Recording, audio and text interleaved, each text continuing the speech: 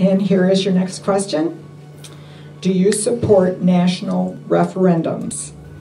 Is the person that submitted that? Mike Bell's version of national referendums is create a fourth branch of government called the people.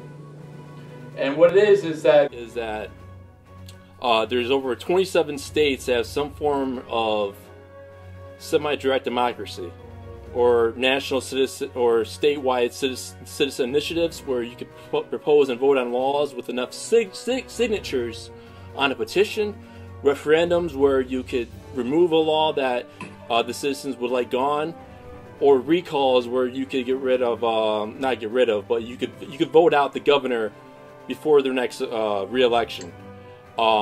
Pretty much just like that, but on the national level. We're not taking away from any other branch of government. We're still going to have the three other checks and balances are still going to be there, but this is going to add a fourth one called the people, where if you have enough petitions and signatures on your petition, you are able to have an initiative vote, referendum vote, and a recall vote all over the nation.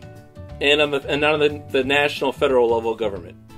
That's it in a nutshell. And I encourage everyone to please ask your Congress members, both your state Congress members and your federal Congress members, if they will support this.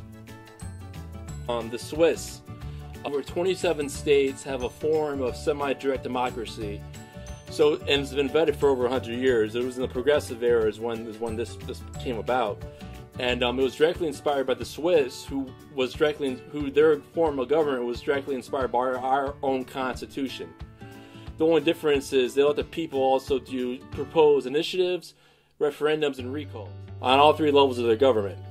And as a result, they haven't been to any wars, international wars, since around the time of the War of 1812, which, if you know history, that was our first war since the Revolution.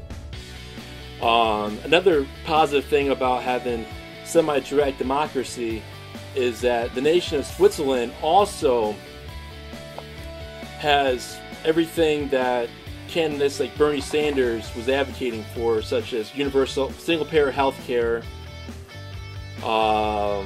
free tuition, I believe. I could be wrong about that. But essentially is that the idea is that if the average person was able to help influence their country's national policy, foreign policy and domestic policy, then it'll become more progressive, be less corrupt. I mean, to be honest, very rarely do you ever hear of a big political scandal coming out of the nation of Switzerland, right? I mean, I'm sure they got their own problems too, but in terms of happiness and in terms of staying out of war, they're among the top in the whole world. I mean, and the beauty is that they base their constitution off of ours, so it shouldn't be that hard to adapt to that style. And we have over 27 states that have a similar style as well. The only difference is the two main things is that now the People's Congress, which is essentially what a national citizen or state or local initiative and referendum recall is independent of Congress. But Congress can still pass laws.